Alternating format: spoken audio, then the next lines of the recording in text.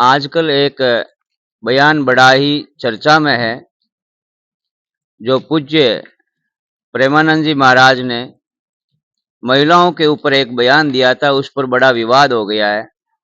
कुछ महिलाएं उसके पक्ष में हैं और कुछ महिलाएं उसके विरोध में हैं। तो इस पर आपकी क्या प्रतिक्रिया है? देखिए, पहले तो ऐसा है कि वो बयान जो है वो महिलाओं के ऊपर नहीं है, वो पुरुष और महिला दोनों के ऊपर है। पहले तो हमें ये समझना होगा, क्योंकि आप जब उसे सुनेंगे तो प्रेमानंद जी महाराज ने कहा कि अ, कुछ पुरुष या महिलाएं कोई भी वो ऐसे-ऐसे हैं, अमुक-अमुक जो भी उनकी बात हुई थी। और फिर जब हम बयान सुनेंगे तो उन्होंने ऐसा क्या कहा है? उन्होंने यही तो कहा है कि व्यभिचार गलत है। उन्होंने यही तो कहा है, ये जो आजकल लिव इन फिव इन जो चल गए हैं, ये गलत है। इसमें उन्होंने गलत क्या कहा? बात आजकल हर कोई स्वतंत्रता स्वतंत्रता लगा रखा है, लेकिन स्वतंत्रता यानी उन्हें किस तरह की स्वतंत्रता चाहिए? कल को यही लोग स्वतंत्रता के नाम पर कहीं जाएंगे और कह देंगे कि हम तो स्वतंत्र हैं, हम तो मन मर्जी करेंगे। लेकिन ऐसा नहीं होता है। हर एक चीज की कुछ लिमिट होती है, हर एक चीज की कुछ मर्यादा होती है। तो प्रेमानंद जी महाराज तो वो धर्म गुरु हैं, हमारे गुरु हैं वो। तो धर्म का आईना वो नहीं दिखाएंगे तो कौन दिखाएगा? उन्होंने गलत बोल करके ऐसा क्या बोला? उन्होंने यही तो कहा कि व्यभिचार करना गलत है। और यदि व्यभिचार करना आपको सही लगता है, तो फिर मनुष्य और जानवरों में क्या फर्क रह गया?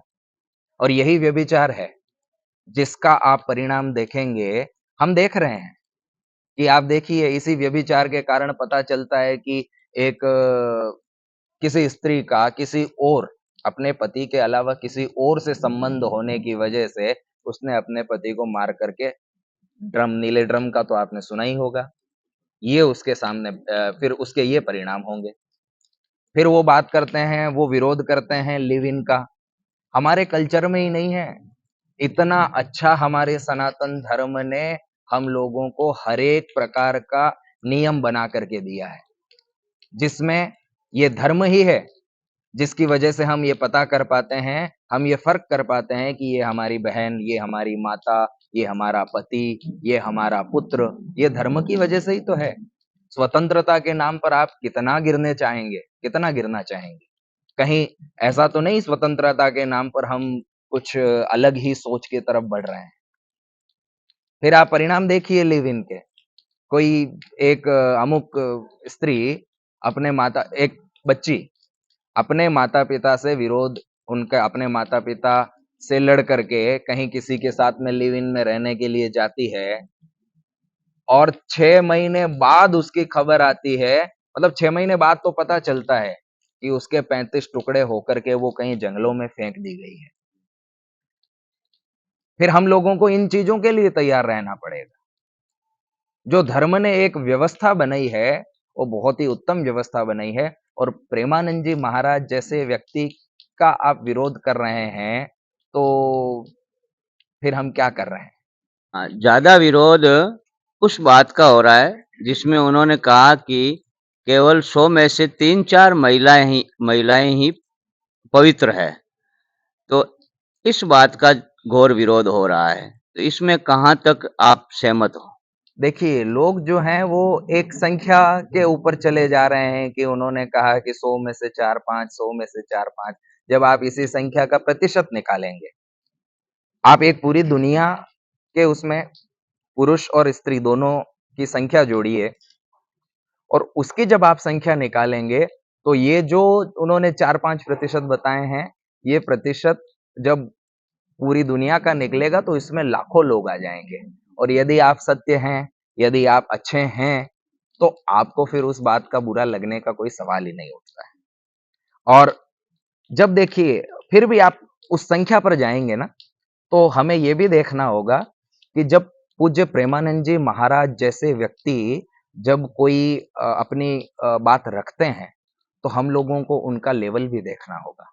जब प्रेमानंद जी महाराज जिस सतीत्व की बात करते हैं, उसमें सती अनुसुईया जैसी स्त्री की बात होती है, उसमें रानी पद्मावती जैसी स्त्रियों की बात होती है।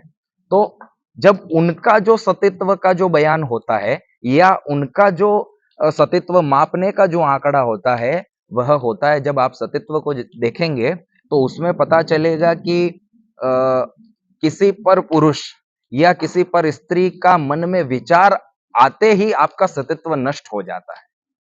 तो जब हम उस लेवल का देखेंगे तो उनका शायद आंकड़ा सही भी निकल जाए, क्योंकि इतना सतीत्व तो आज इस कलयुग में किसी के पास होना शायद कोई विरले ही लोग ऐसे होंगे जिनके पास में इतना मिलता है, और कुछ हैं भी सही तो वो बड़े पूज्य हैं और उन लोगों को इसके लिए कोई बुरा मानने की आवश्यकता ही नहीं है, मुझे ये लगता है। पर पुरुष को यानी दूसरा पुरुष मन में आ गया तो भी सतीत्व नष्ट हो जाता है, ऐसा उनका मानना है।